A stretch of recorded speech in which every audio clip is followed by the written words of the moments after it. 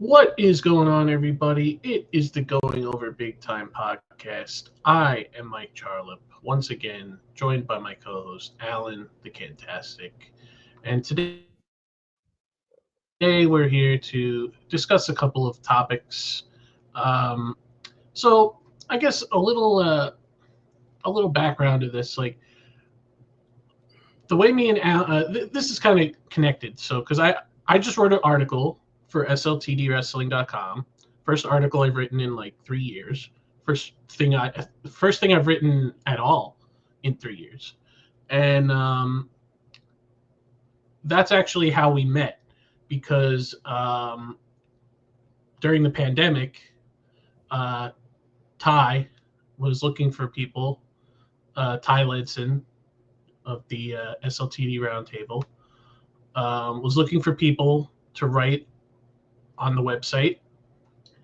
So I started writing AEW reviews, and that's how I met Alan and everybody on SLTD. So then we kind of spoke about this a little last week with Mike Cluett, but we started doing podcast appearances with them, and then they started giving us our own segment on their podcast, and then we started doing this podcast. Right, So it all was because the yeah. time zone difference is it was too hard for us to keep up with recording at the same time. Yeah. I mean, So yeah. unfortunately, we haven't been able to do more things with those guys. Obviously, we would like to at some point. It's just that they live in the UK and we live on the East Coast, so it's kind of hard. So the reason I bring that up is because one of the topics that we're going to be talking about today is the topic of an article that I wrote, which was a top 10 list, in my opinion, of wrestlers who I believe should be future AEW World Champions. At the time of the writing, there's only been nine other champions, I believe, and I wanted to write something, not just because I wanted to start writing again, obviously, because I hadn't in a long time. That was the first thing I written in 3 years, but I wanted it to be about a topic that we could also discuss on here. So you could also give your opinion about my choices, as well as give some choices that you have, maybe. So yeah, I wrote a top 10 list of future AEW World Champions, and I didn't want to include any former champions on the list, so I only included people that I believe will be champion for the first time at some point. It doesn't mean that it'll happen this year, doesn't mean that it'll happen next month, whatever. It's just people that I think have the potential to be world champions. And I actually written something similar like this a few years ago on my own website. Unfortunately, I took that website down, so I no longer have access to that article. But that list was not as did not go over as well as my guesses at the time, because at the time when I wrote that list, Cody Rhodes was on that list. Malachi Black was on that list. Miro was on that list. And I'm trying to think. Again, I don't have that article anymore, so I'm trying to remember everybody that was on it. But yeah, the three of the people that were on that list that I remember prominently were Cody, Miro, and Malachi. All three never won the AEW World Title. All three now in the other company. So this one, I think I have more of a chance of it happening. But so we'll just talk about, I guess, the people that I suggested. And again, Alan, if you have suggestions of your own, obviously chime in. And so basically, when I was putting this list together, my main thing was like, it's going to be guys that have the star power, have the fan base behind them, and have the wrestling ability. All of those things, because that's what you need to be a world champion, especially in AEW. And the first person that I chose, of course, was Darby Allin. Now, I think a lot of us thought before he fully committed to currently climbing Mount Everest that he would have been involved in the world title picture going into all of it. But, of course, that is not the case because he's not in the Owen Hart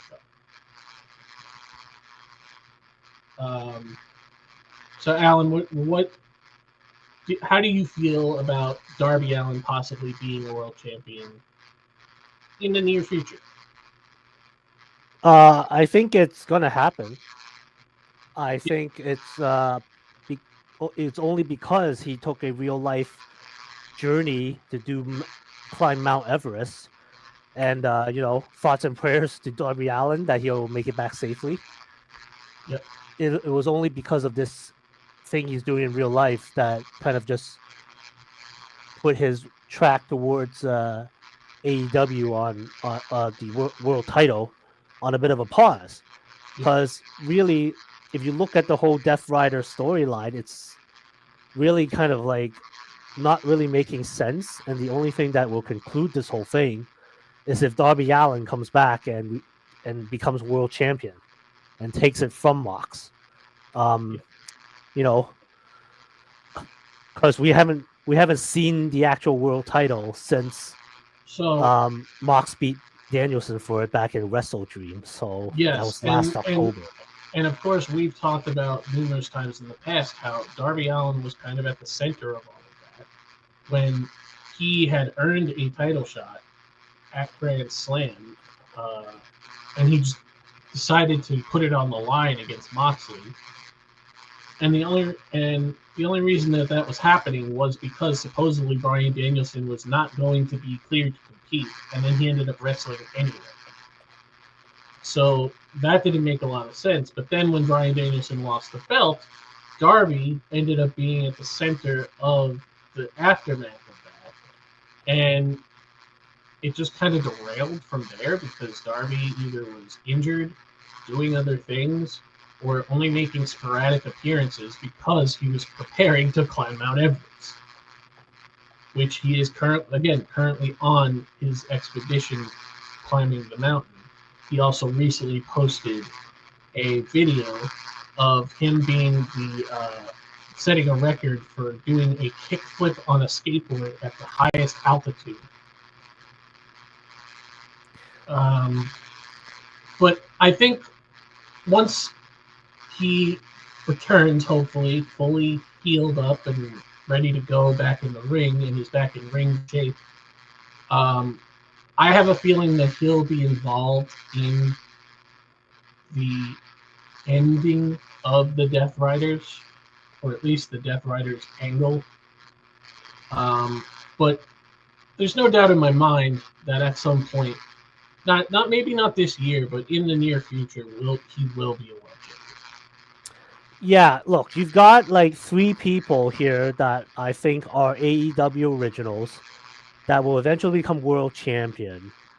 And Darby Allin's on top of that list. I would have put him at number 1 because if this is like a sort of a countdown, like from 10 to 1, so I would have inverted it a little bit. It's not really in a specific order. Yeah, I kind of just put guys down, and it wasn't like, oh, I think this person should be number 1 because they're more likely. It's just how it turned out. Yeah. But yeah, I don't really have much else to say for Darby Allin. It's almost a given at this point. They just have to figure out when the best time for it is and when best to capitalize on that. Like the only other 2 you have on the list, you're gonna go through. I may have some thoughts on it down the road, but carry on. All right. So next up is Kyle Fletcher. Now, obviously, I think this one is probably going to be way down the line. Kyle Fletcher is still very young, still getting finding himself in a way. Like he's finally he's finally in a role that he's taken seriously to a level that we can see him as a single star, because for so long it was, what are we going to do with this guy until Mark Davis comes back? And now it's like Mark Davis doesn't matter.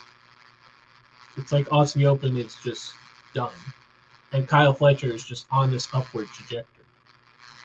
And I fully believe that he will be a singles champion soon, and I think that an international or a TNT seems more likely in the near future, because once he finally reaches his full potential, when he's finally ready to be a world champion, he will be a world champion down the line. I think it's a ways away, of course, and maybe even there's a possibility of an Aussie Open tag title reign still happening. Of course, Kyle Fletcher will overshadow Mark Davis in every sense, because Mark Davis is a veteran. He's not super young like Kyle is. So,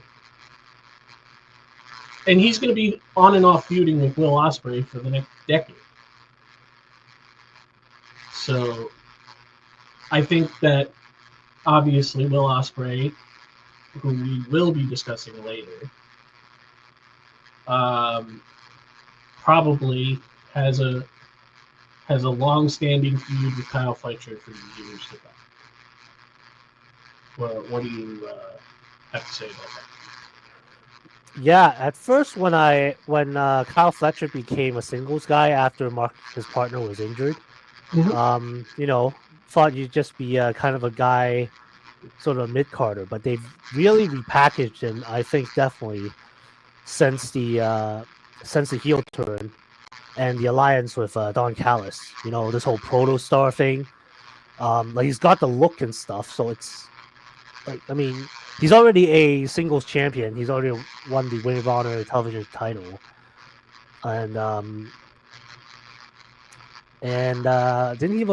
did he hold like a Ring of Honor something else too? I can't remember, to be honest. But let's take a look at it. TV title, was it the Yeah, I'm just checking to see if he held any other titles in the AEW.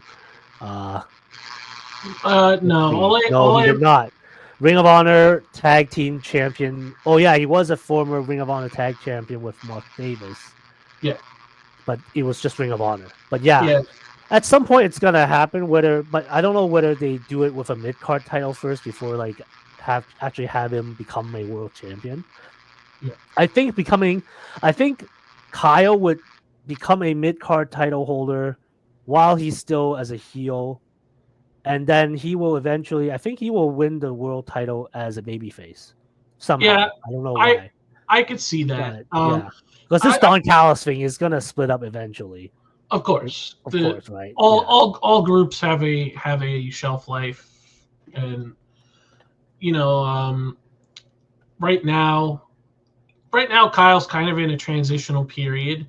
He doesn't really have anything going on right now because he just lost Indy Owen. So I think that maybe there's a singles feud with Kenny Omega down the line. Maybe a singles feud with Adam Cole. That would be interesting. But yeah, I think that because he's so young, there's so much time for him to get even better and really, really get to the point where he is going to be a world champion at some point. But yeah, it's probably a ways away. But speaking of Adam Cole, he is the next entrant on the list. Now, of course, Adam Cole's been a world champion on every brand that he's been a part of. Ring of Honor, NXT. So I think that it's very likely that the time will come. Obviously, he had that friendship into a feud with MJF that was not about the world title, but was about the world title, and he didn't win that feud. He didn't win the belt during that feud, but it wasn't the right time. So I think obviously the time will come because Adam Cole is still very good at this, is still one of the better all around performers, and still has a lot of time if he can stay healthy, which has been an issue since he came to AEW. But he has everything, he always has. So it has to happen at some point. I think at this point it just gets to the point where the right thing, the right story has to happen for Adam Cole. Yeah, I would agree, but as of right now, I mean, I'm not. I guess I'm not agreeing because I as of right now, I don't really see it. I don't see anything in the. I'm not getting the same vibe with Cole, Kyle O'Reilly, and Roderick Strong as I did when they were in NXT as the Undisputed Era than they are now as this Paragon in AEW. Yeah, Adam Cole's the TNT champion, rightfully deserved. But like I'm not getting the same vibe right now. It's just that it looks like they're locked in this thing with FTR. I mean, Yeah. and right now I'm not. I'm not seeing like who Adam's like next big challenger is. It kind of feels the way Daniel Garcia's title reign as a TNT champion was. It was a big like gap because Garcia competed in the Continental Classic and then just wasn't defending the TNT title for a while. And Yeah. now that Adam is the TNT champion, we haven't seen him really defend anything. It's just him supporting Kyle and Roddy. Excuse me. In their feud of FTR for now, but Yeah, until I like mean he's gonna have. I'm sure his next feud will pop up soon enough. But he's also been every once in a while will just have a like he had some open challenges, not like one or two. So I think that he needs to really build up this TNT title reign, make it mean something, make it matter. Hopefully, he doesn't go for any other championships while he's holding that championship for now, because that was, as you mentioned, that was the problem with Daniel Garcia's reign. As soon as he won the TNT title, he was in the Continental Classic, which was stupid. Then he was competing for a different belt. Then he only defended the belt like 2 or 3 times. None of it made sense. So I hope that is not the case with Adam Cole. Right now, like you said, he's supporting his Paragon teammates in a tag team feud. So I'm sure something will come along where he'll have a lengthy feud. Adam is also very interesting to me because the way I'm looking at your list, I'm just wondering myself, whenever one of them becomes the world champion, are they going to be a babyface or a heel? And Adam, at this point, in the past, I would have said Adam made a better heel. Mm-hmm. He seems more effective as a bad guy. But I think in the last couple of years since he's been in AEW with the personal issues he struggled with, it makes he can come off as a sympathetic babyface as well. So he can play both sides. I feel as though if he becomes world champion, he may be doing it while he's a heel. It just seems it just seems that it's a little more of a natural fit at that point. Although it could depend on who he takes it from that makes him either a babyface or a heel, or I don't even know if he can do the whole tweener thing and be somewhere in between because it's Yeah. I don't think I've seen that yet personally. But Mm-hmm. as of right now, yeah, I think Adam. It will be a while. To me, it will be a while before he becomes world champion. He needs to get through this run with the TNT title first. Of course. And I think that will definitely, he needs to pick that up and start having real feuds for that belt right now. But yeah, hopefully down the line things will get better for him. So next on my list is Claudio. So as of right now, Claudio is, for lack of a better term, a lackey, and has been since the formation of the Death Riders. While he was in the Blackpool Combat Club and everybody was kind of doing their own thing, he was winning championships. He was winning the ROH title. He was in the Continental. He was in both Continental Classics. He was, and then they won the trios belts right before the eventual turn on Bryan Danielson, and then they never defended the belts. Literally ever. I think they had three championship matches for those belts in a span of like 5 months. And ever since then, Claudio has kind of just been on the back burner of the mission is protect the world champion. And that's it.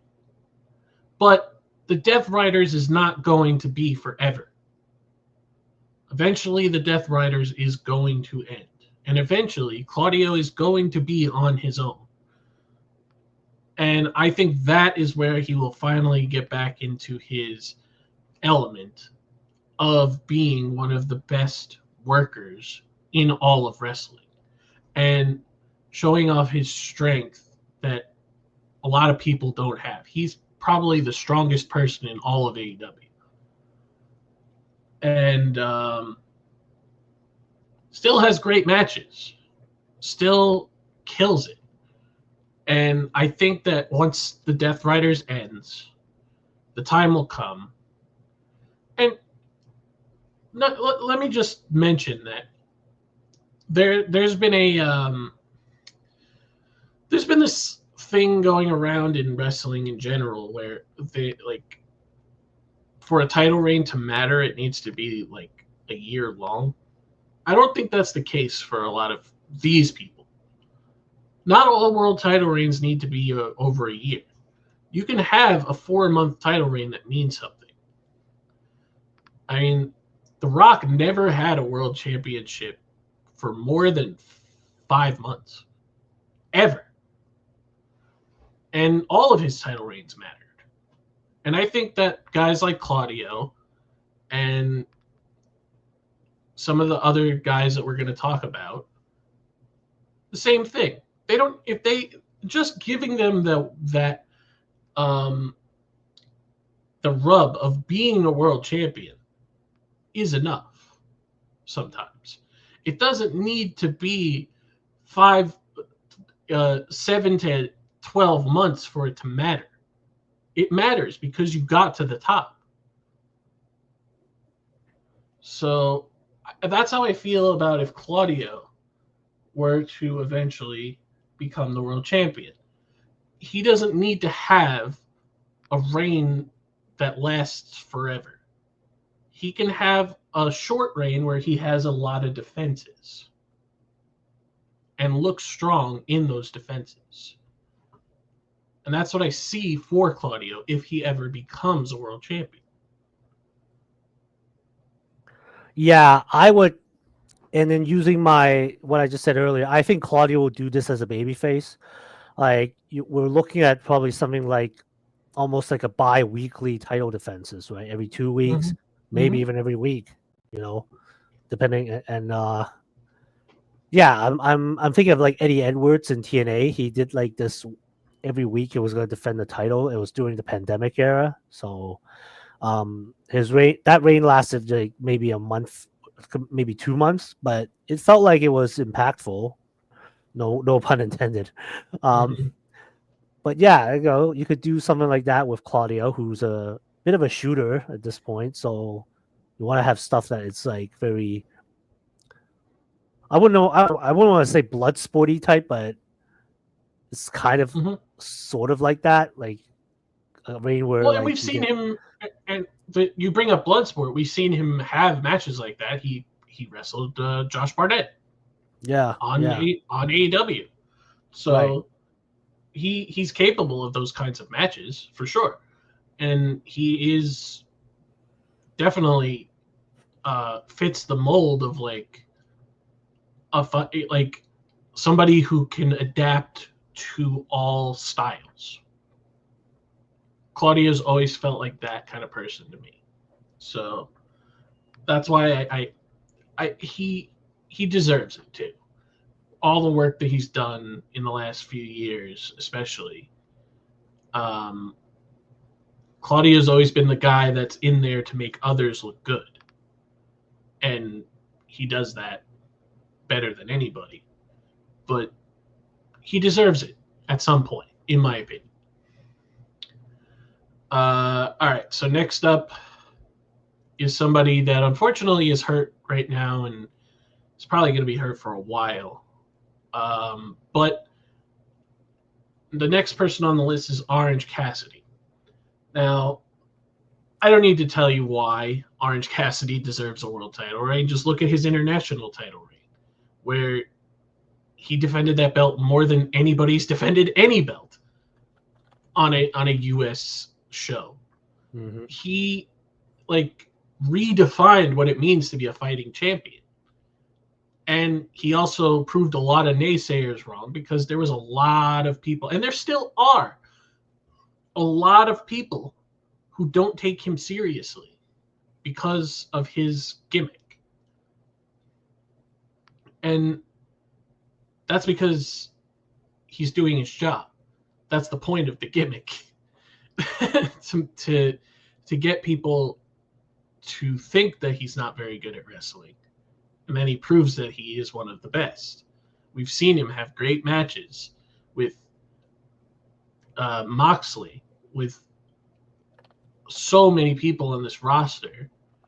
And the guy basically carried the brand of the international title and made it what it is. And turned it into a secondary championship, a real secondary championship that feels like just a second world title, but it isn't a second world title. And he's going to have that shining moment at some point, but very similarly to Claudio, because he had such a great, such a grand reign with the international title. He doesn't have to have a 7 or 8 month reign as the world champion. He can, again, just like Claudio, have maybe a 3 to 4 month reign and just have a lot of great defenses. And then he has that one big feud against the person that he just can't beat. And he's already done that with Moxley. But if it ain't broke, don't fix it. Orange Cassidy knows what he's doing. So I think once he comes back, and again, a lot of these are going to come down to timing, because Tony Khan has proved that he likes to plan out what he does with the AEW World Title long term. So yeah, I don't see why Orange Cassidy can't be a world champion at some point. I am not as skeptical, but it does seem a bit far-fetched at this point. Although, now that we have Joe Hendry doing a world title run on TNA, it's not like your sort of like funny, jokey, gimmicky character can't become a world champion. I mean, if you told me that someone like a Joe Hendry 5 years ago with the theme song he walks in with was going to be the world champion of the company, Yeah. I'd be like, I would laugh at that. But here he is. He caught the moment. He's gone viral. He's attracted the attention of the largest wrestling company in the world. I read today that once his TNA contract expires, the WWE is definitely looking to sign him, and they would be stupid not to. Yeah, so I mean, Orange has always been like one of those AEW originals, right? Like he was a bit of a joke. He was I mean, he was a funny, goofy guy on the Indies, and then of all people, Chris Jericho took him under, and then just like okay, I'm gonna work with this guy because there's something here. I don't know what it is yet, but Yeah, he's over. So you get stuff like the Mimosa match, yeah. Mayhem match, and stuff like that, which Well, is and funny. there's also been But then, like, but then, yeah, of course, Orange's like signature achievement so far in the company was his international title run, which was it close to a year? Like I remember he won the yeah, title in Toronto. I think I mhm, saw it live. I might have. I don't mhm, remember. mhm, But then he went on to hold it for almost a year. yeah, Probably one of the most solid reigns that lasted a year because he defended it actually. Well, yeah, like you said, record title defenses. Like, can he was it? repeat that? Can he repeat that with the AEW World Title? I don't know at this point. Uh, him being on the injury list, we're not really sure where he's going to fit in once he Yeah, returns. So it's hard to yeah, ascertain where he yeah. goes from here. And when you really think about like, so when like the best friends like officially broke up, and Trent was talking about how Orange Cassidy was only brought in to be their friend and nothing else. That like, and like you've heard reports of like the Young Bucks had to convince Tony Khan to sign him, and he proved everybody wrong. He was just supposed to be like the mascot of the best friends. He wasn't supposed to be the guy who surpassed them to a whole nother level. And he just did because he got over. And part of that is because of Chris Jericho, and part of that is just because he's really good. So I think it will happen at some point. For sure. It has to. And kind of in the same vein, pretty much the same exact situation is Eddie Kingston, who is also on my list. And man, I love Eddie Kingston. It's been so weird for not having him around for as long as we have. Like, of course, he had a really bad leg injury, and it sucks because he was doing a lot. He was gaining a lot of momentum, getting a lot of people behind him. Uh, just in like seeing in the communities that we're in, seeing how he affects people with his words, and how he uses his words to talk about his past, and how he's used that as energy to keep going and have these great matches like he did with Gabe Kidd and Moxley. And it sucks that he's been gone for as long as he has.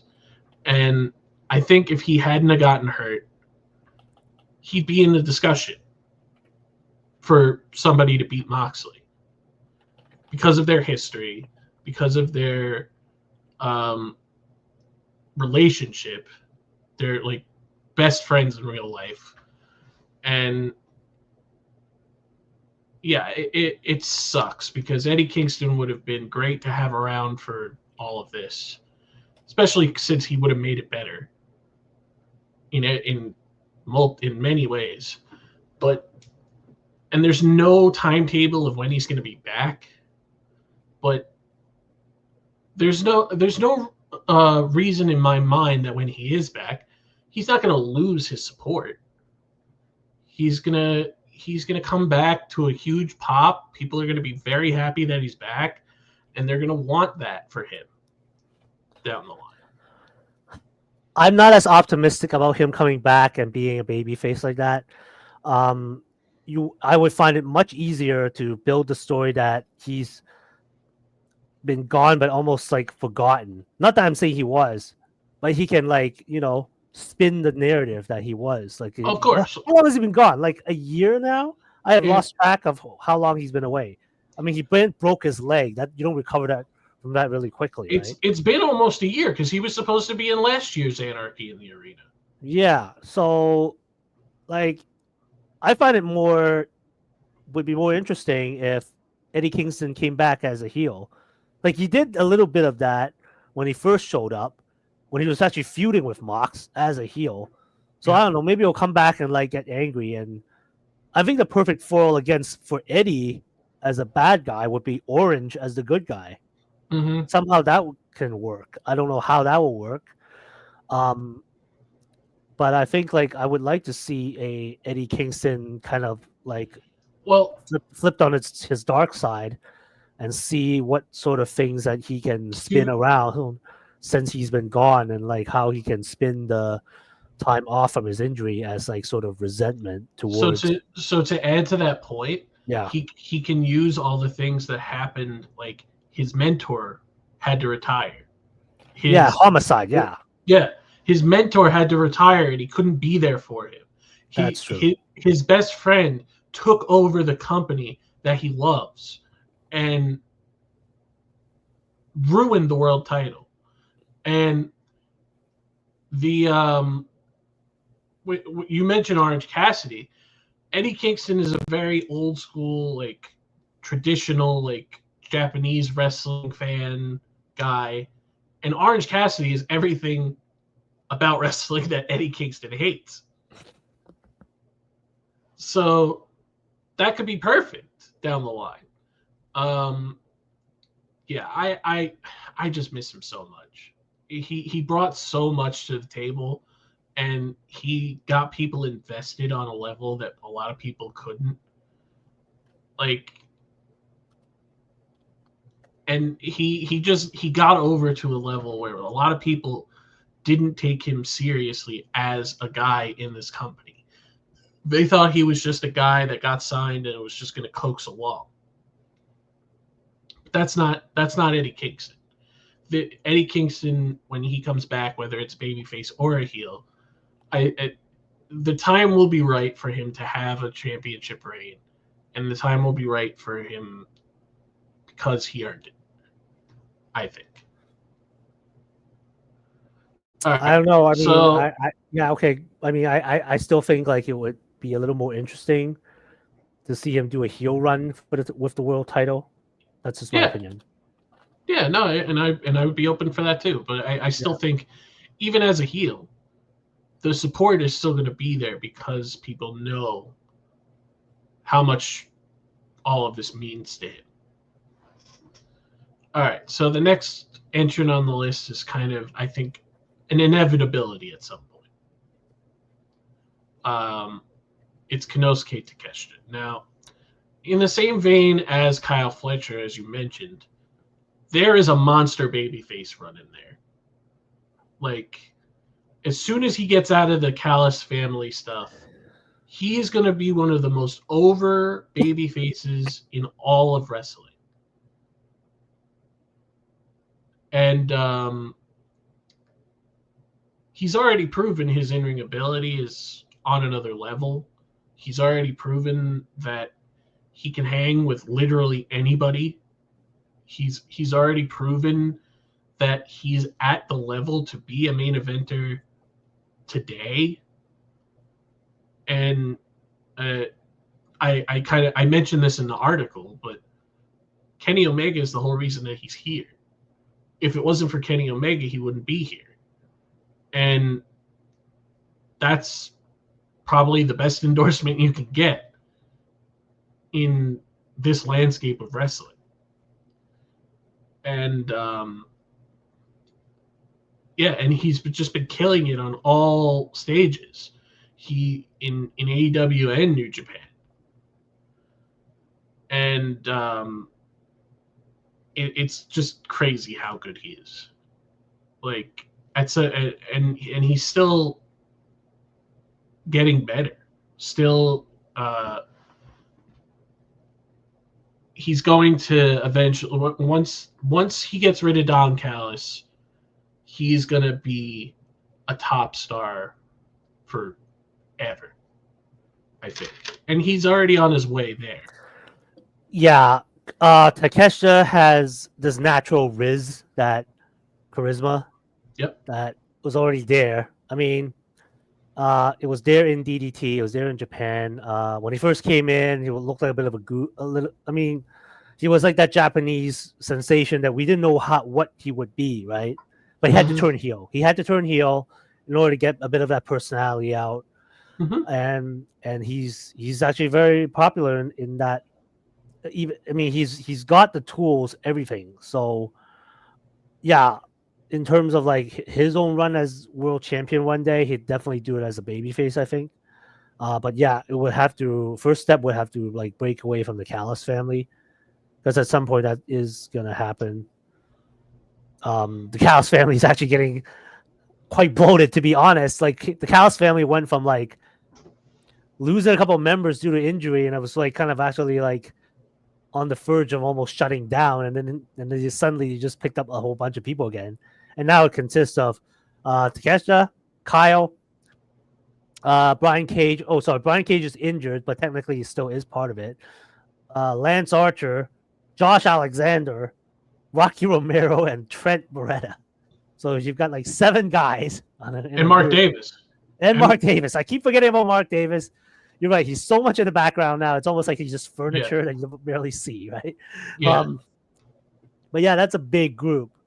Yeah. And you can afford to lose a few people. And Don Callis, I think a few weeks ago, was going on saying, we're opening for applications. I think this was because of the Brian Cage injury mainly. Yeah. But they already picked up. At that point, that was before Josh Alexander signed on with him. So it was like, oh, I think they have now I don't think they have enough spots left. I mean, they're pretty much filled up at this point. Yeah, I mean, that group doesn't need any more people. It's fine where it is. But I don't think that group is long for this world. I think Takeshita's babyface run is going to come sooner than we think. Maybe not like all in time, but I'm thinking maybe like Full Gear. Like that, I think that's long enough down the line. But I don't think that this run that he's on now needs to last forever. Right. But yeah, he's going to be the guy carrying this company for years after all the big names that are here now are gone. He's going to be the guy. But he's going to get there sooner rather than later. And the guy just keeps getting better. Him and Will Ospreay can't have a bad match. They just can't. So that's going to be another one of Will Ospreay's feuds for years to come. Whether they're both baby faces, they're both heels. One's a baby face, one's a heel. It's all they have this unmatched chemistry that you've seen with like Kenny and Will. I think Takeshita and Will have a similar chemistry. So, all right. The next 3 are kind of very obvious picks. And again, probably are more inevitable than anybody on this list. So the next person on the list is Jay White. So Jay White's AEW run so far hasn't been great. And that's not his fault. He was kind of put to the side for a little while. And then the Bang Bang Gang started getting really big. And he had some AEW World Title shots here and there, and he had that awful match with MJF, which was really unfortunate. Yeah, that was a bad match. But the guy is really, really good, and he's proven that, especially in New Japan, where he won every championship and did everything there is to do. And you can see that, like, when he was having a tag run with Juice against FTR, that was one of the best tag matches, that 2 out of 3 falls match on a random ass collision was one of the best tag matches I've ever seen in my life. Like, ever. And we know his in-ring ability is there. We know his natural charisma is there. He has everything. The timing just hasn't been right for him in AEW.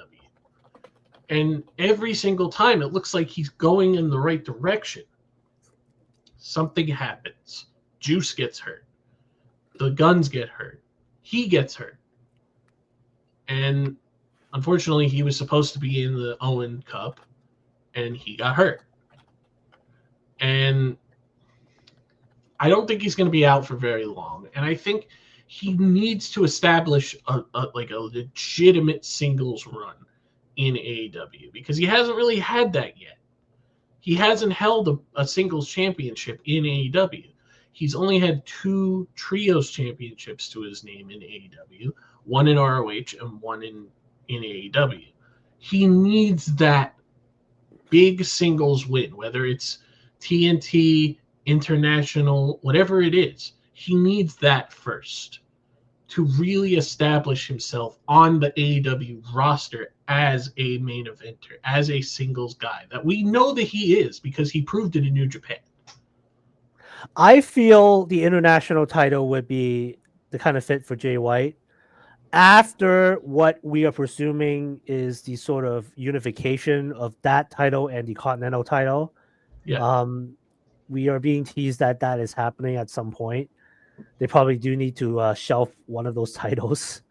Yes. The tournament can be renamed something else, and the winner gets a shot at the AEW World Title, or maybe any title of their choosing within a calendar year. How about that? Like, how about they make it fight for like a Money in the Bank style briefcase? But I'm yeah, I'm kind of digressing here. But yeah, Jay White would be a very good babyface world champion. He actually is. I've most of the stuff I've seen him in New Japan, he's a bad guy. Although in New Japan, to be honest with you, it's hard for me to know who's a good guy and a bad guy. Everybody looks like a bit of a badass, so it's almost like it's hard because the Japanese fan base does not cheer or boo. They just clap politely most of the time. So it's like I don't know who's good or evil.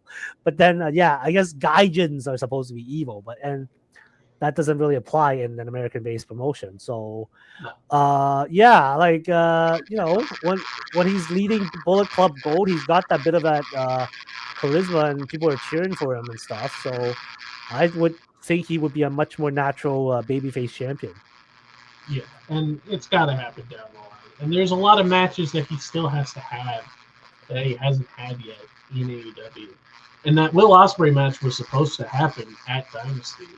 Unfortunately, because of the injury, that didn't happen, and Ospreay faced Kevin Knight.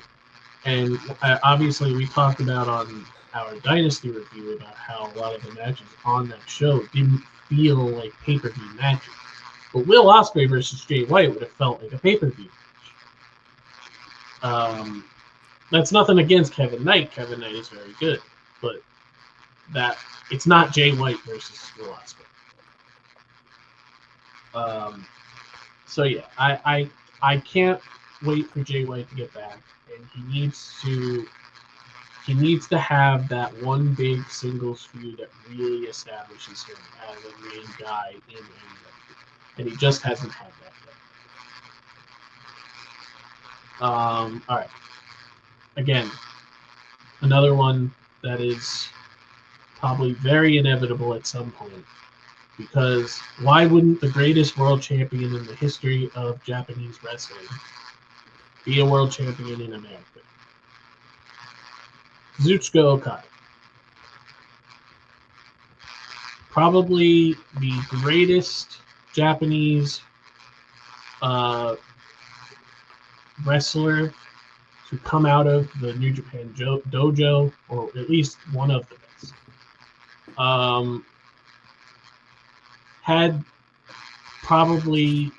He had the most title defenses of any champion in New Japan history. Has won more tournaments than anybody in the modern era, including the Continental Classic. And We haven't seen that Okada in AEW yet. And that's a lot, mainly because he's been trying and succeeding at establishing himself as a character. He didn't have to do that in New Japan. In New Japan, he could just show up and be the best wrestler, and that was enough. But that's not what you can't just do that in America. In America, or in North America, you have to establish yourself as not only a great wrestler, but a great character as well. And I think he's doing that, but his wrestling has not been on the same level it was in Japan. He's still having good matches. He's just not having 7-star matches, which is what he was having in New Japan. And I think that the inevitable clash with Kenny Omega is going to wake that up. Obviously, they're going to have their first ever match on American soil, probably at All In. And that's when we're going to see the Okada of old for the first time as an AEW roster member. Because you could argue we saw it when he was still part of New Japan against Bryan Danielson, but he hasn't had that since signing with AEW. And it's going to happen. I mean, the guy he's really established his character work on a level that we never thought he could. Because again, he didn't have to do that in Japan. But of course, eventually, he's going to go back to being the super over babyface that he was, and put the Young Bucks aside, and just be Okada. Just be that Okada. And and I think once that happens, he needs to be treated more like a special attraction, and not wrestle on Dynamite 3 times a month. You know, because that's what he is. He's an attraction. You talk about Okada? Yeah. Okay. Yeah, my thoughts about Okada is this. I've really only seen this work in AEW, to be honest. Most of the stuff I've seen in New Japan, yeah, like to your point, 5-star matches against Kenny Omega and Jay White and Will Ospreay. His character was always just, I'm not sure what, right? Because it's a Japanese audience and it's a different culture over there, and you don't know what exactly is. He was always just the chosen one. That's what he exactly. was. Yeah, he was the chosen one. Yeah. So yeah, it was a big risk of him to come over to America and almost start over in a sense. And I think it worked, the heel part, because it just you could have done the same Okada, but then you kind of flipped everything on the script. And now it's the thing where he comes out, says bitch, flips people off, and when he does his Rainmaker pose. And it was really funny at that point. But yeah, he's still Continental Champion, I'm assuming. So I think he will be the last. He will be the last Continental Champion, hopefully, because I can't really recall the last big feud he had. Right, it's mostly him teaming with the Bucks when they were around, and then I don't know. I kind of lost track. We had talked about before possibly him facing Takeshita or something for the Continental title, but that didn't happen. Yeah. Now it's now they're teasing a thing with Omega, which I think everybody's clamoring to see. Yeah. As for future World Championship status, that should happen at some point. I would be surprised if Tony doesn't want to do the same thing with Okada or try to put Okada on a similar level that he was on New Japan, just in his version of it. Yeah. Not exactly sure what that is right now, but I do think Okada will be more of a babyface champion as a world champion than the heel stuff that he's been doing. Because it's kind of run its course, in my opinion. Yeah, it is. It's reaching an end. I think that after the kid, I think it's very possible that after the Kenny Omega match, he starts to realize that he needs to change his ways and go back to the Okada of old and just be a great wrestler, be that special attraction that we know that he's supposed to be, and put the Bucks aside, which is fine. He doesn't need to be with the Young Bucks forever. So yeah, I look forward to that. I look forward to that Okada in AEW. All right. And so we reached the end of the list, and it's probably the most obvious one of all of them. I think it's going to happen at this year's All In. Number one is Will Ospreay, and a lot of people wanted him to be world champion immediately, just because in a lot of people's minds, he's the greatest wrestler in the world, me included. He has the best match on every show. He has this ability to just get you hooked on everything that he's doing. He has this ability to make you care on a level that some people can't even imagine. He is the guy. The only thing missing is the world title. And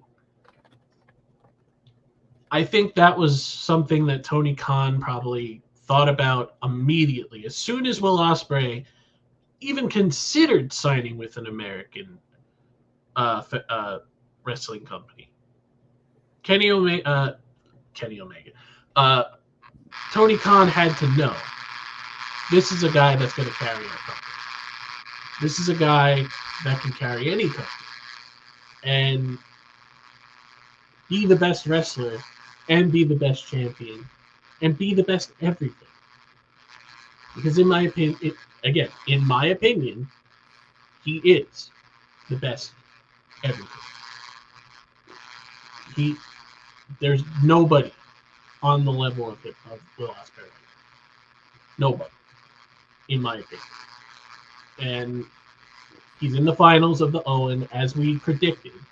I think every single person in the world predicted the finals of Will Ospreay versus Hangman when that bracket was revealed.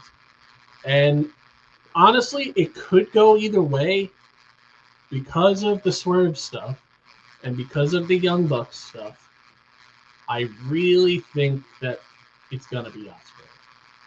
And I really think he's going to be the one to defeat Moxley. And I really hope that it's just a match and not AEW's Bloodline. But, like Avengers Endgame bullshit interferences. So wait a minute. You think Will Ospreay is the one that's going to defeat Jon Moxley for the world title? Yes. Oh. Yes, I do. Because we started this pod beginning talking about Darby Allin. So. Well, originally I had thought that Darby Allin would be the person, but then he decided to climb a mountain. Oh. Yeah. Oh. Okay. And All In is the place to end Jon Moxley's reign. It has to be All In. It can't go past All In. It just can't. I love Jon Moxley. Don't get me wrong.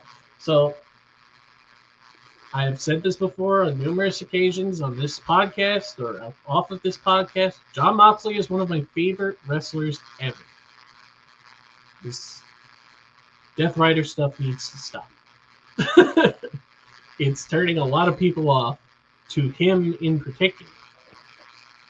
And All In has to be the place. It has to be.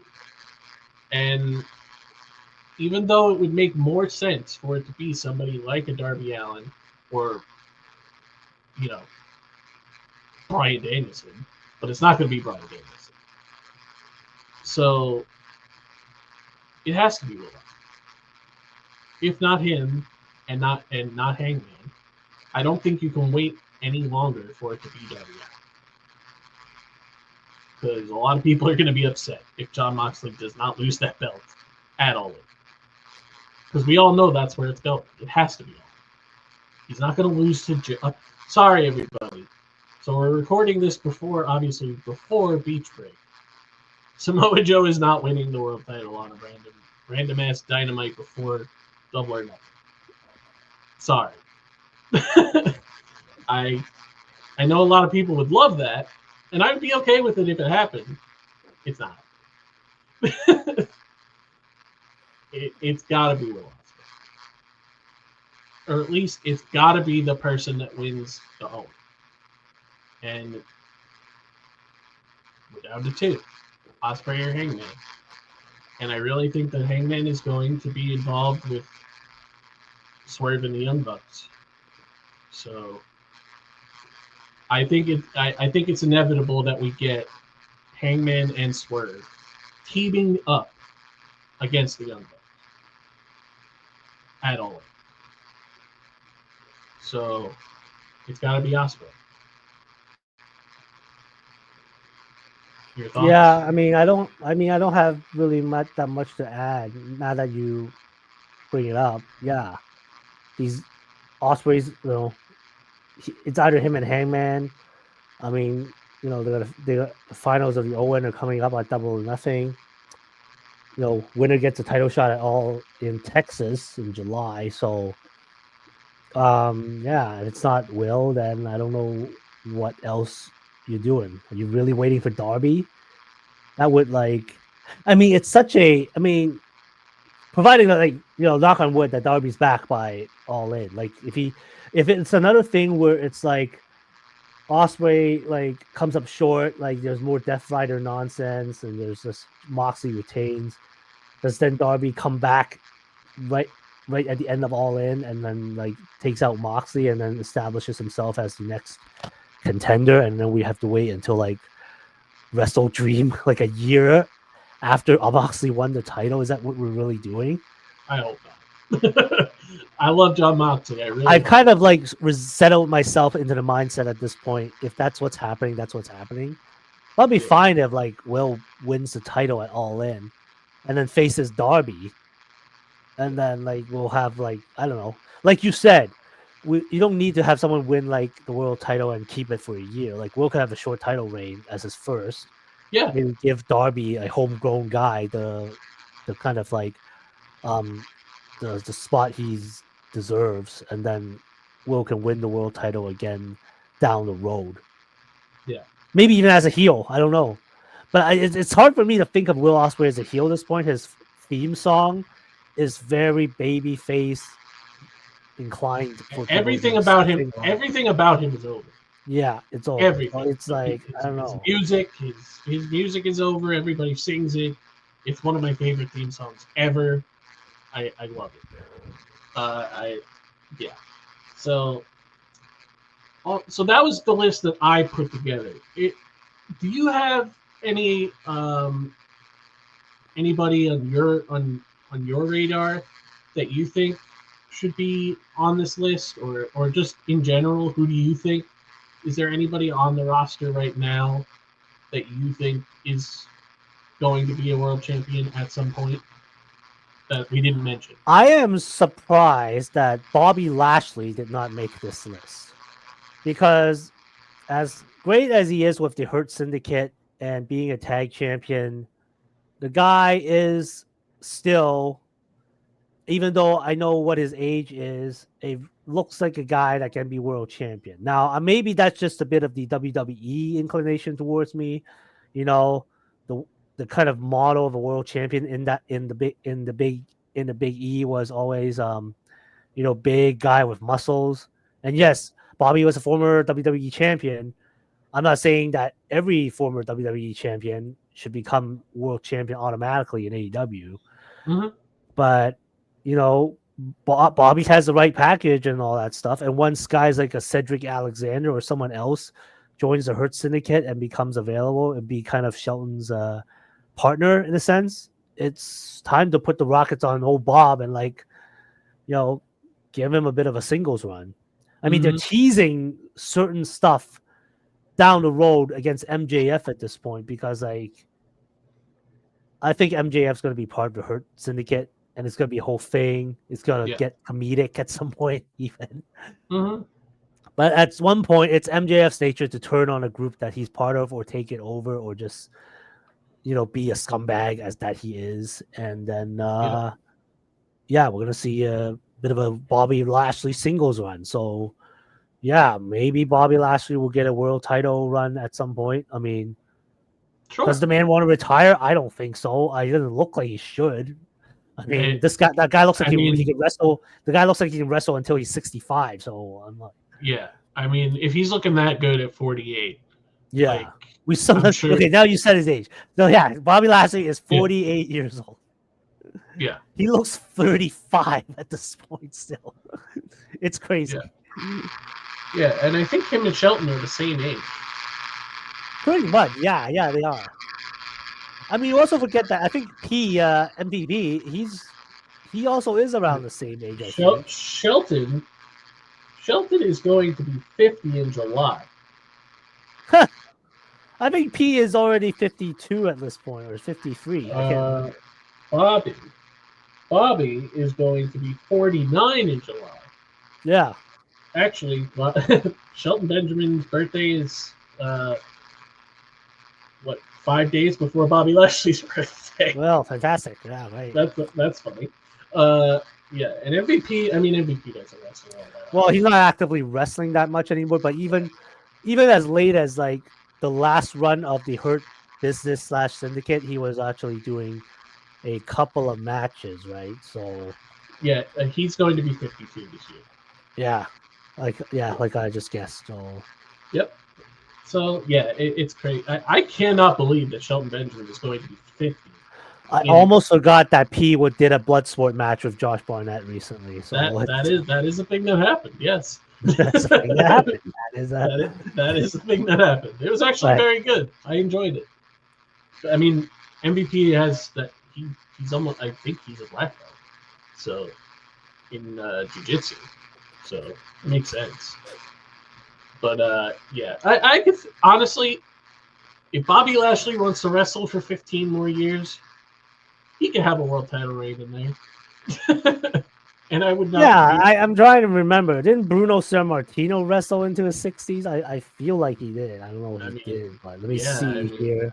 Let's see. Maybe like 50s. Bruno Sammartino was about 25 when he debuted and retired at 50. Oh, okay. So Bruno Sammartino retired in his 50s. So. Well, that was more common back then. Yeah, that was more common. People are more healthier these days. So yeah. I mean, you got guys wrestling well into their 70s. Yes. So on an aside, I watched the senior scramble at Joey Janela's spring break, and I love the part where Emil announced all the participants and ages. Really emphasized their age. Yeah. Coming down the ramp, he is 75 years old. Action, Mike Jackson. Like, oh yeah. We had action Mike Jackson, Ricky Morton. I was really disappointed that I realized, I was like, why is Robert Gibson in this match? And then I was like, oh, the Warlord was supposed to be in this match. I'm like, well, I don't know what happened to him. I think he got double booked. I don't remember, but hold on. The fact that the Warlord is still being booked, that means like that dude must be. Apparently, Doug Gilbert was supposed to be in that match, but he wanted too much money. And who else was supposed to be in there? Was it Tommy Rich? I think it was Tommy Rich. Oh yeah, the Warlord is like 63. Yeah. If he was in that match, that means he would have been the youngest participant. And if Doug Gilbert was in that match, he would have been the youngest participant because he's only like 59 or something. Ah, okay. But that was interesting. Of course, Kerry Morton came out and kind of just turned that into all the old guys beating him up, including himself. Yeah, very like, oh. Okay, everybody's a winner except Kerry Morton. Sure. Yeah. Yeah. So again, if by some chance, and it's very unlikely, but if by some chance I look like Bobby Lashley does at almost 50, sure, I'd want to wrestle until I'm 65 too, you know? But yeah, I think that was part of the reason why I didn't include him. I've seen him as a champion in WWE, and he's great. He's always been great, and he has everything. It's just I don't know if, and not that I don't want it to happen. It's just that I don't see it as something in the near future in AEW. Yeah, another name I just realized, Daniel Garcia. Yeah, so I wanted to include him, Right. and he kind of just fell off the list. Oh, And yeah, he's kind of in the same vein as Kyle Fletcher. He has a lot of time. He's still very young. He still is getting better, and is still going. He's not even reached his full potential yet, and he's still as good as he is. So I wanted to include him, but there was other people that I felt needed to be on the list more than him. But I absolutely agree that he is one of those guys that I would have included as well. Yeah. All right. So like I said, I had a lot of fun writing that and wanted to discuss it here in long form. So maybe down the line we'll do something similar if I decide to write more things. Uh, I'm just getting back into writing and doing stuff, so like that. So maybe down the line there'll be more stuff like that that brings up like podcast topics for us as well. All right, so we're gonna switch gears, and unfortunately, we have to have another podcast where we talk about WWE releases. do you really want to discuss this? Because it's going to be just another very negative gripe session about how these people's potentials are wasted in WWE, and it's great that Yeah, they're but released now, but what could have been, blah blah blah. we You we know, gotta talk about the we gotta talk about the people. I mean, we have to. There's some of them that are that we, I mean, some that are not, some that kind of aren't surprising. Well, all right. So WWE last week, at time of record, was it last week or the week before? At this point, I don't even remember. I think it was last Friday. Last Friday Yeah. we heard about. Oh yeah, this. it was during SmackDown. It was happening during SmackDown. Released 17 wrestlers, 5 of which were on the main roster, and some of them, as far as the main roster ones, and some of the NXT ones, very baffling. Very baffling. So the first name that pops out immediately is Dakota Kai. Yeah. Was in a very prominent role for a while in Damage Control. Was part of the first ever Intercontinental Championship tournament. Made it to the finals, lost, got a rematch, and then hasn't been seen since the rematch. Yeah, she wasn't injured or anything, right? She was back. No, she was not hurt. She even said as much, because we kind of talked about this, about how we talked about it last week or last episode, where WWE had one of the worst PR weeks in the world, where one of those PR moments was Nick Khan saying that WWE does not bench people, which was a blatant lie, because the majority of the people on this list of people that were released were benched for long periods.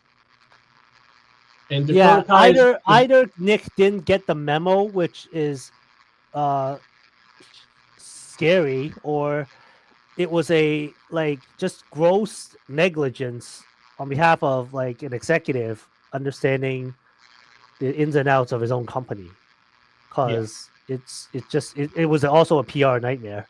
I mean, that was lumped in with like Triple H saying something stupid, and it was just a week yeah, going into WrestleMania. It was just of all the weeks to do that, it was just like what? yeah. So the week after Nick Khan says this, Dakota Kai, who just writes on Twitter one day, "Hey guys, so just so you know, I'm not injured." And of course, that immediately got people like, "Oh, but Nick Khan said that they don't bench people." And then she gets released. And a lot of people are wondering why she was part of that, since she was in such a prominent role in the Intercontinental Tournament, in the Damage Control. A lot of people are saying, oh, well, they couldn't find something for her to do because Kyrie and Oscar are both hurt. That's a load of crap. And again, you could have had her teaming with Io, being in Io's corner, doing something, wrestling every week, just gaining momentum. It's not hard to find something for somebody as good as Dakota Kai. So one thing that actually went around today was that they considered her as getting older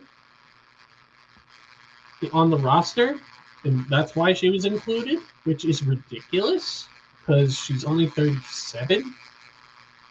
And on the men's side, you have main eventers from ages of 35 to 48.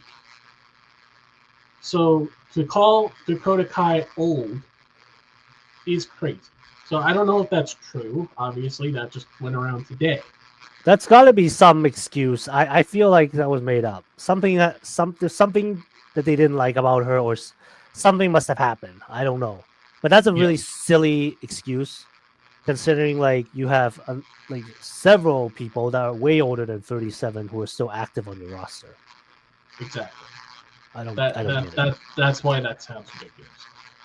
It's just also a bit sexist in my opinion. If it's like a bit of a double standard for Yep, between men and women, of which is not course. a new thing, unfortunately. Well, especially in WWE, but you, Yeah, but really in all wrestling. yeah. Um, the next name on the list that really sticks out to me is Shayna Baszler. So Shayna Baszler, probably one of the better NXT Women's Champions, never really got any opportunities on the main roster. Every once in a while, they would just say that she's Ronda's friend, and she would do something with Ronda, whether it was them teaming, being in her corner for stuff, or them eventually feuding, and Shayna being the one to beat her on her way out. Um, but on the main roster, she hardly ever got any opportunities after her call up. Her biggest break on the main roster was her call up, where she attacked Becky on her debut. Yeah, remember that? Like she basically like sucked her blood. It was like a whole Yeah, vampire bit. It was just she craziest thing.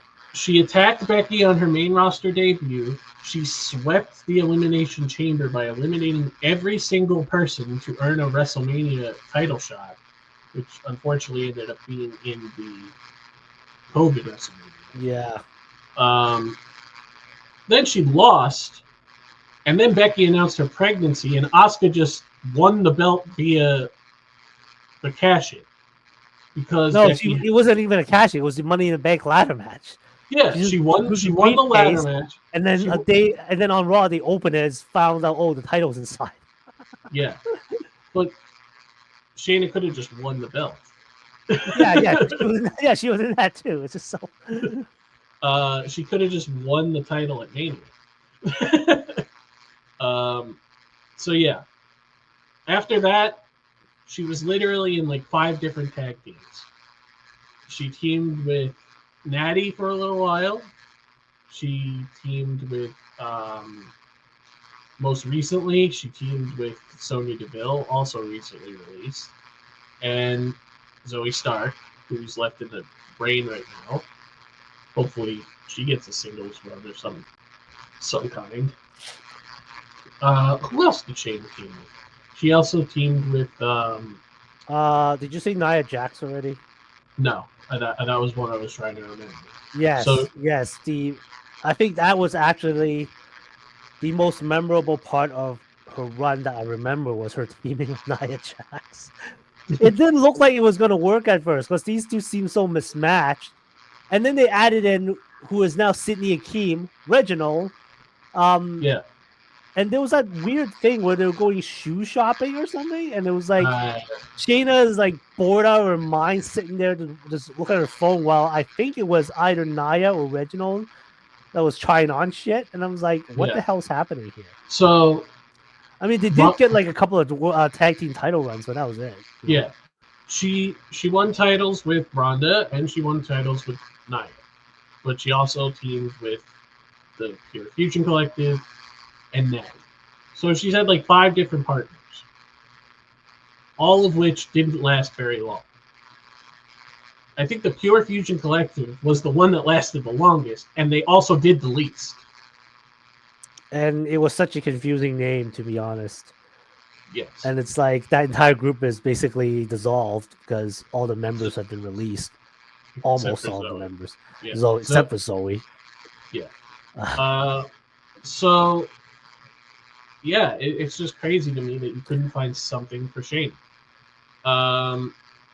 Speaking of the tag team titles, we basically massacred the tag division with increases because first we got rid of a whole tag team in Kaden and Katana, who never got the opportunity to like find themselves on the roster. They were like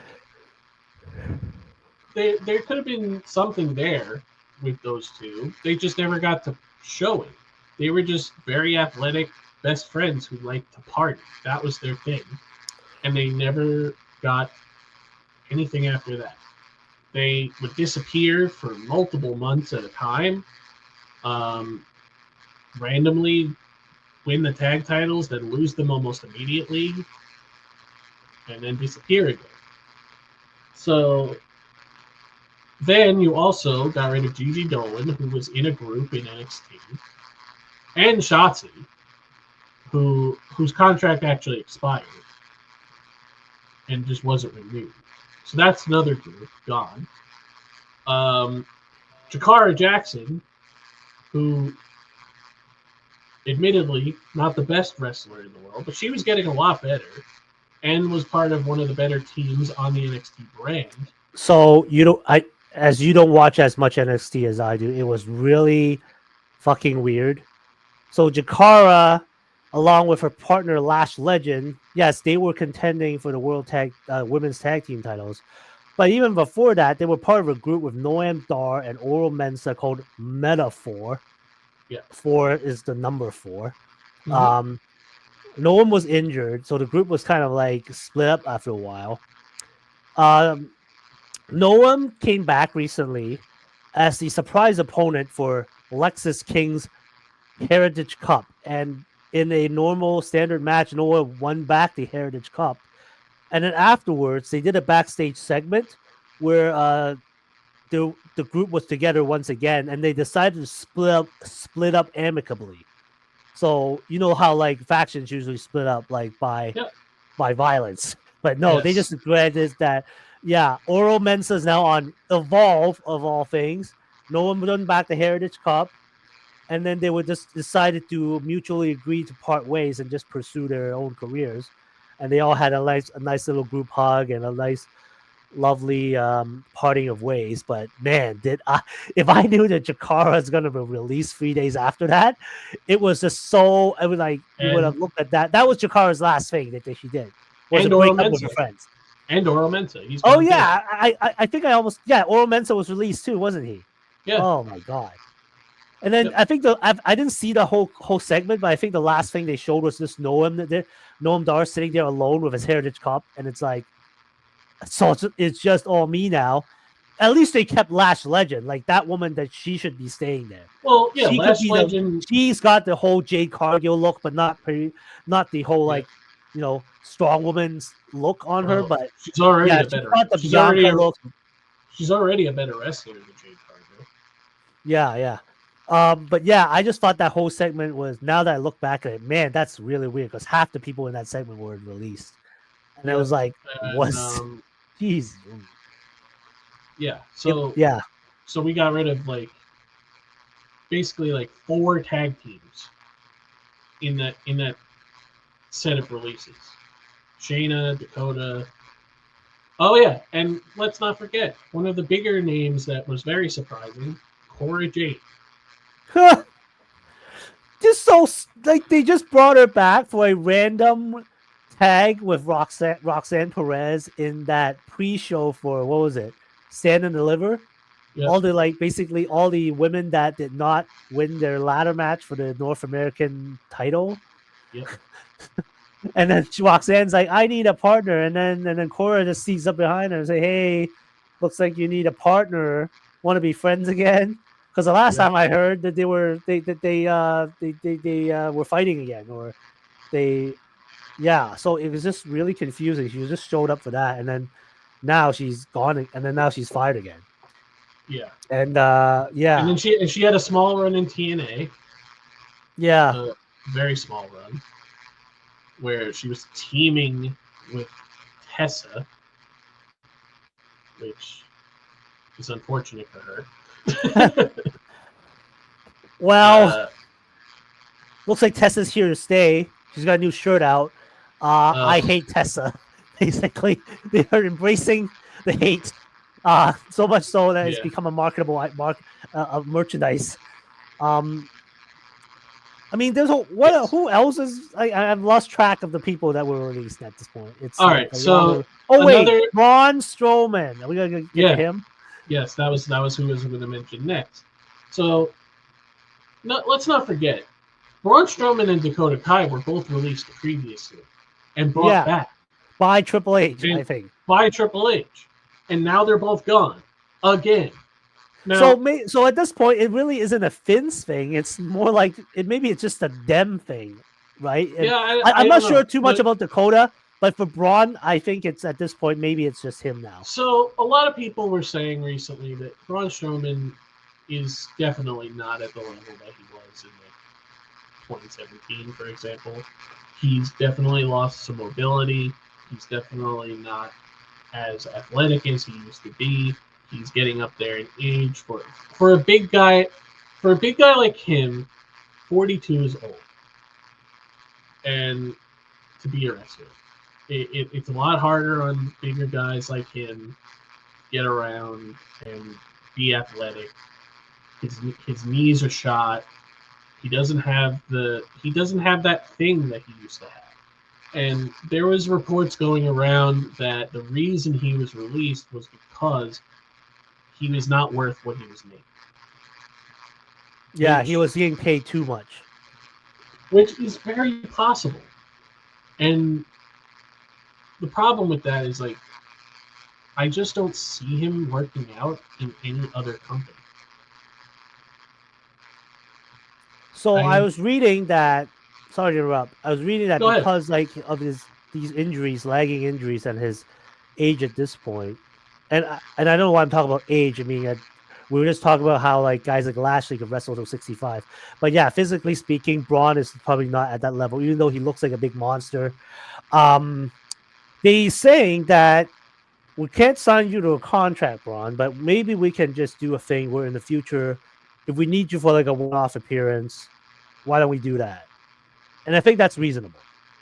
Because if you just need someone to do like a thing where it's an attraction, like if they have a show in like North Carolina and they need a mystery partner for some random tag match, from North Carolina, Braun Strowman is back a rumble appearance, random rumble appearance. Those fit, but yeah. it's but there seems to be a consensus that Braun Strowman might be semi-retired, if not retired at this should retire at this point, right? Yeah, Because yeah, if he's physically not able to do this, yeah, and I mean he's not going to AEW. Like, why? Like no, I don't. the only place he could possibly go is TNA, and I like use like the list of people that were released last Friday. I look at this, I'm like, TNA is about to get a huge well, like infusion of talent if they can people, find the scrape I together the money to pay some of these so people. so I saw people saying that there was a like I don't know if it was a joke or people were taking it seriously, but did did WWE just like release all these people so TNA could sign them and WWE could still use them? Like, I mean, they do have a working relationship, so it seems plausible. and we just saw freaking Elijah on Yes, NXT, yeah, that was it which was was like crazy. You know, because again, this is something we've talked about in the past. Like, I don't ever expect Mustafa Ali to show up on NXT. I just don't. I feel like he is probably too emotional of a guy to want to go down that road. who? As Sorry, a who are you talking about? Mustafa, Okay, yeah.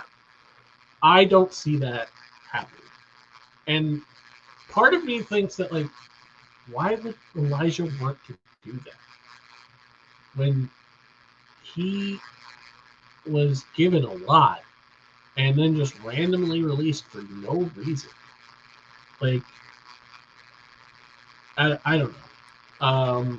I mean, the most I get it was probably just a one-off appearance, but easiest answer is they probably said we're gonna give you a bit of a bonus if you do this. yeah, I mean that's very possible. But Mustafa Ali doesn't seem like the kind of person.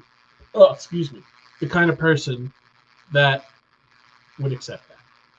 So I just continue to believe that he'll never show up in NXT as long as he's under TNA contract. But, I was surprised when Dana Brooke Ash by Elegance did it, honestly, because you would think that she would probably be one of the same thing. Why would she want to do that when that company treated her like garbage? But yeah, I mean, I could totally. All right, so Gigi Dolan is another name that sticks out. We didn't talk too much about. So much potential, so much potential, and just getting thrown into these groups as just fodder, not really getting to do anything. The person that she was in a group with previously is in another group. It's like, how do you not have something for this person who's really good at this? How?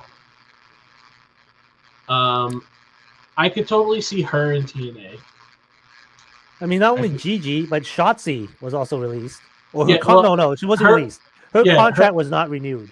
Yes, her contract was coming up. It was in the same field. Yeah, they just lumped it together. Yeah. But I was like, speaking of a group, yeah, Shotzi, Gigi, and Tatum Paxley were all in a group, and they all look like they actually fit together, as in like weird, goofy, sort of like creepy looking girls. Mm-hmm. Yeah, but then Shotzi was saying that she really wanted to build those two up and make them a thing. Yeah, and was really excited about it. It's unfortunate that she's not getting a chance to. And just another point about Gigi, her partner JC is in another group, and the woman that brought them together, Mandy Rose, is no longer in wrestling, and frankly, sounds like she's not planning to get back into it. It's a really missed opportunity that Toxic Attraction never got beyond NXT, and just lost, just fell apart after Mandy was released for the weird OnlyFans stuff she was doing after she dropped the belt. That was strange at the time, and it's unfortunate that group never really got, because like Mandy on paper is still the longest reigning NXT Women's Champion, I think, in history. So yeah, yeah, I fully expect like Gigi Dolan will bounce back. Uh, Priscilla Kelly on the Indies is going to get a lot of bookings. If she wants to sign with somebody like TNA, she can. I would imagine AEW would give her a look. I don't know if she would sign there though. Yeah, Cora I could see going to TNA also. Um, she's already changed her usernames to her old indie name, which is Elena Black. I don't know. It looks like Cora Jade might be going down the path of OnlyFans. It seems. Well, I mean, if she wants to keep wrestling, she will. I mean, but yeah, I Yeah, mean, if she, yeah. um, as far as Yeah, I like, believe her. I believe her name is Elena Black. I think that was what yes, she was. yes, Either she Elena, was wrestling under that name, or that's her actual real name. that was her indie name, her ring Oh, name. okay. I don't actually know offhand what her real name is, yeah, she used that name on the indies and for AEW Dark appearances. Yep, yep, yep. Um, as far as everybody else on this list, so Eddie Thorpe was in the title picture. That one was kind of crazy. Lots of potential on that guy. Yeah. But just I don't know. It was so weird. I mean, as far as everybody else goes, I mean, I look, mean, Eddie. If I want to say one thing about Eddie Thorpe, he really brought the sort of indigenous representation or the Native American mhm, aspect in a respectful way. That wasn't like yes, a stupid stereotype that really looked racist. The last thing I remember Eddie Thorpe doing that people still will probably remember him as the most was he was in a group segment. They were building towards a four-way match to I guess find a number one contender for Ricky Saints' North American title, and it was like basically him, Lexus King, Wesley, and Ethan Page in the ring, and basically Eddie Thorpe basically unloads probably centuries of colonial oppression onto one of the guys. It's like, you're the white man keeping me down again. Meanwhile, Wesley, the black guy, is bug-eyed looking like, what? It was like probably the funniest fucking thing I've yeah. seen. I saw it that day on NXT, and I was like, if that's the way I remember, I'm gonna remember Eddie Thorpe, then fantastic. That's great. So I And could the see Raw him. and the NXT Underground matches. Yeah, that was also Yeah. his kind of thing too. So I could see him going back to New Japan. When he was in New Japan, he was, I believe, going by his real name, which is Carl Fredrickson. Um, I could see him going back. Or was it Carl Fredericks? It Yeah, was, Carl Fredericks. yeah, Carl Fredericks. I could see him going back. Um, I'm sure TNA would give him a look also. Um, but yeah, he's very good at wrestling. I want guys like him to have opportunities out there. Yeah, you know what? I know I think I already knew this, but I just reminded myself. Eddie Thorpe is actually in a real life relationship with Dakota Kai. Oh, really? Yeah, apparently says Hmm. he's in a relationship with New Zealand pro wrestler Sherry Crowley, aka Dakota Kai. Oh, okay. Apparently, Good their for him. thing. Well, at least Yeah. I don't like if that like it sucks that they lost their jobs, but at least they wasn't like one of them lost their job and then the other was kept. So So out of everybody on this list, out of every, I mean, all right. So the other names mentioned are Javier Bernal, literally did nothing, and uh, Gallus. oh Yeah. yeah, I really think we should. Yeah, it's not like they didn't do nothing. Former No. NXT UK champions, former NXT tag team champions. I think I lost Yep. track, but yeah, not. I was shocked that I got surprised they were How released. First of all, they were how moved to Evolve. I think yeah. there was a bit of a warning there when you get moved from NXT to Evolve. It's like, oh my, how do you move those How guys? were they not in a super group with Drew McIntyre? I was like, How? what? How did they lose? How? How did they drop the ball on that one? How? I don't know. But yeah, I mean, like all three guys are just they like Joe Coffey more than the other two. Joe Coffey, I think, has everything, whereas I don't think Mark really had the charisma. No, Mark was more the group guy. He was more of the sort of like the guy who takes the fall, maybe. Yeah, yeah, and Wolfgang has something, but he just doesn't have the look. Like he just looks like an old man that got out of a bar and started fighting. I mean, But yeah, honestly, overall, all of these people, this is like 90% they're getting signed to TNA in some capacity. for sure. I feel like. Out of everybody on this list, the one really the one person I can see AEW giving the most consideration to is Dakota Kai. And maybe Shayna Baszler. Maybe Shane. Because I saw Marina Shafir tease a thing where when after it was announced she was released, something about the galaxy's gonna burn. Yeah. And it's just a picture of them together, and I'm like, holy shit! If Shayna joins the Death Riders, that would be insane. I mean, if they're still a group by then, Shayna could also just do indies. Yeah, I mean that's what Ronda's doing or was doing. Yeah, I don't know what Ronda's doing now. Yeah, but I mean, like, Revolver's out there, freaking GCW's out there. She had appearances with WWE on Bloodsport. There's a lot of good indies out there that she could work also. So yeah, I wouldn't be surprised if that's the road that Shayna went down. Honestly.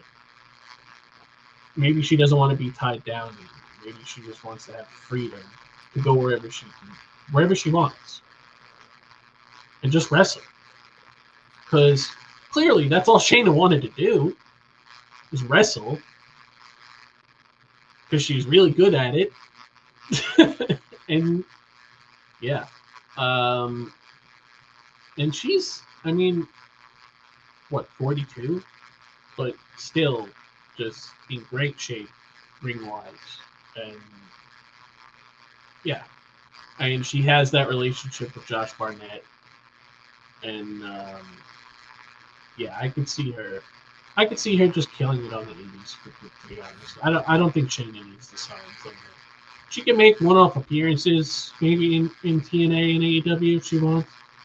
Maybe, handshake agreements or something, but I just don't see her wanting to sign somewhere else. But there was also talk recently about Ronda possibly wanting to come back. And to WWE? Yeah. Oh. And I don't know how soon, but people have thought that if Ronda wants to come back, one of her conditions could be like, if you want me to come back, forget Shane. So I think there's also a possibility of some of these people going back to WWE at some point. Not Braun Strowman. Yeah, honestly, the Shayna Baszler release was very surprising. And yeah. I mean, in terms of like just because she didn't do much there, I would say based on that. But it's like she's such a name, right? And they had her in GCW doing stuff, so it wasn't like they didn't have anything for her to do, but it's just like wasn't within the WWE. So I don't know. Yeah, maybe it's like one of those situations where it was like Drew McIntyre where he had to leave for a while, or Cody Rhodes where they had to leave for a while, built their names up again. Yeah. And I would say the same for like all these other people, Dakota, Cora Jade, Gallus. See, if I was honestly, and this is just me saying, like, if I was Dakota Kai, I wouldn't want to go back to WWE after being fired twice. Literally, I mean, I get that people come and go all the time, but like, she got fired for nothing. All these people really got fired for nothing, but it's just like, how do you not see the potential of somebody like Dakota Kai, like Cora Jade? I mean, the difference between Dakota Kai and Cora Jade is 24. She has a lot of years ahead of her. So If she wants to, I think Cora Jade probably stands the most chance out of everybody on this list to go back to WWE within a year or two. I honestly believe that. So it's unfortunate that all these people had to lose their jobs. It's unfortunate that this is just the world we live in where that can happen. And that's not new in wrestling, of course. We've talked about this topic numerous times in the last couple of years. Earlier this year, we talked about it. So, yeah, I hope that the ones that want to keep wrestling will keep wrestling. I think you're going to see Gallus go back to the indies. You're going to see like guys like Bernal and Thorpe and Riley Osborne, who we didn't mention, or Oral Mensa. All those guys are going to find work. They're all going to find places to go. Caden Carter and Katana Chance, Casey Catanzaro. If they want to keep wrestling, they will. But yeah, I think that again, releases are always unfortunate. It's always unfortunate when people lose their jobs. But when in the landscape of wrestling today, that doesn't necessarily mean that it's over. There's other places to work, as we mentioned. There's a lot of places to work. A lot of prominent places to work. There's AEW, there's TNA, there's MLW, there's New Japan, there's NOAH, there's CMLL. There's all these options. And even just working the indie circuit, it has worked for a lot of people, Cody Rhodes included. So I think all the people that want to bounce back will. All the people that want to keep wrestling will. And they'll hopefully make a good living. And it's just unfortunate that when you're on a stage like WWE and you don't get the opportunities to showcase what you can do, it just sucks. So that's why us as fans, as a fan base, are upset for them because we know that they can. So I think with that, we're going to call it here. Thank you, everybody, for joining us once again. Thank you for watching. Thank you for listening. Make sure to go to our linktree/podcast for all the ways to watch and listen to this podcast, as well as all of our social medias. This is for us and the podcast itself. And make sure to look out for other things that we're doing and do more podcasts like this. Anything in the future, anything that I decide to write again, if I decide to write again. But yeah, thank you everybody for listening. Alan, give us your closing thoughts. Yeah, I will be attending TNA's Under Siege in Brampton, Ontario, Canada on May 23rd, and the Impact taping on the day after. So looking forward to that. Also, as of this recording, Backlash is St. Louis is on May 10th. Yeah. And Double or Nothing. Double or Nothing's coming up on May 25th, is it? I think, can't remember. Yeah. Yes. Yeah. I think so, yes. Which is also the same night as NXT Battleground, I want to say. I believe so, yes. Yeah. So, but as you mentioned, actually, time of recording this, there's a lot of wrestling this week. It will have happened before, by the time this goes out, but New Japan Resurgence is taking place tonight. Yeah, as of this after SmackDown, because it's in California. Then Saturday is literally that huge Maple Leaf Pro Wrestling show that has a lot of great matches on it. And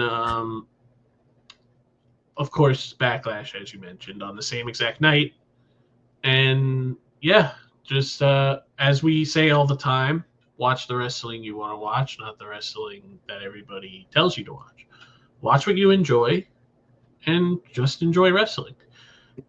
And that's going to do it for us, everybody. Thank you. Have a good one. See ya.